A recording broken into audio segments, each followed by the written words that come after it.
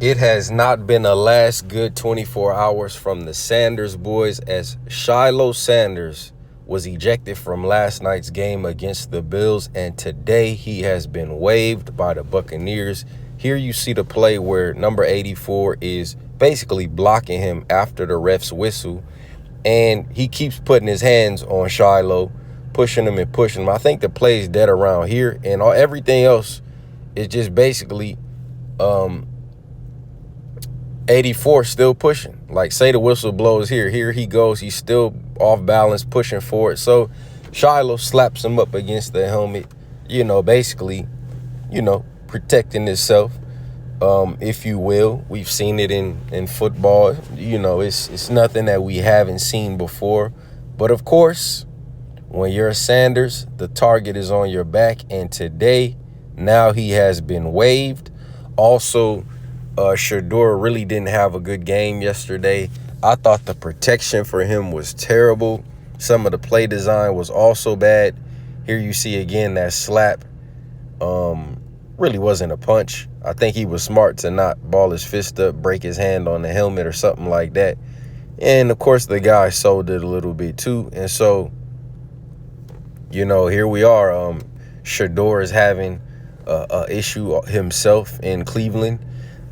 They put out reports on CBS earlier this week that he might get cut. I don't think he's going to get cut. Even a reporter asked him if he felt like he belonged on the team. And he basically said, yeah, I think if you ask anybody if they think they belong on the team, they would say yes. And so according to Shiloh's agent, he hopes that Shiloh gets claimed off waivers. Listen, man, I don't even know what to say at this point. Shiloh went undrafted. I think that as far as him covering, open field as a safety, I think Shiloh's better closer to the line of scrimmage. I think he's a good, he's like a heat-seeking missile, you know what I mean? I think he's better as far as, coming up to the line of scrimmage, getting the play on the ball, tackling the ball, corner blitzing, DB blitzing. But as far as covering and coverage on some of the league's best receivers and zones and stuff like that, I think he would have a hard time. But, I think that this obviously, you have to understand all of these teams are going to be cutting now. We're getting down to the last 53. Actually, I think that is where we're at. Now that preseason over, now you get down to your 53-man roster. And by him being an undrafted free agent, then it was a good chance that he may not make the team. So when you read let's read through some of the comments. They're asking if the NFL is going to treat the Manning family the same way.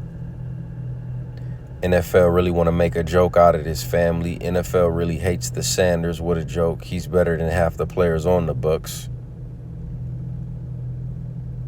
Right. So,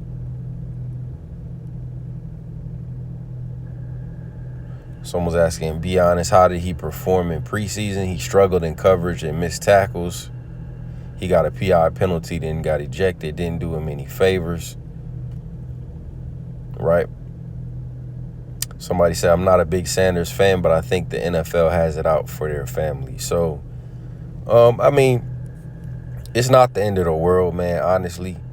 A lot of players get waived and cut in preseason, and they get on a new team, and sometimes that team ends up being a team they stay with forever. So, ain't really no telling, but, again, this 84, he really was blocking after the play, engaging after the play.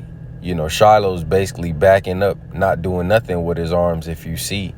And then eventually, he basically stood his ground. And, sometimes in the heat of the moment, you don't know, man, is this guy trying to get in a fight with me right now or what? So, take that for what it is. But let me know what y'all think in the comments. This is obviously all over social media. But yeah, Shadeur took 5 sacks, only had 14 yards yesterday. But of course, his blocking, his protection was terrible, in my opinion. I thought that the play design on routes that took forever to develop wasn't a good design as well. But let me know what y'all think in the comments. CHAMPSIDE checking out. Peace.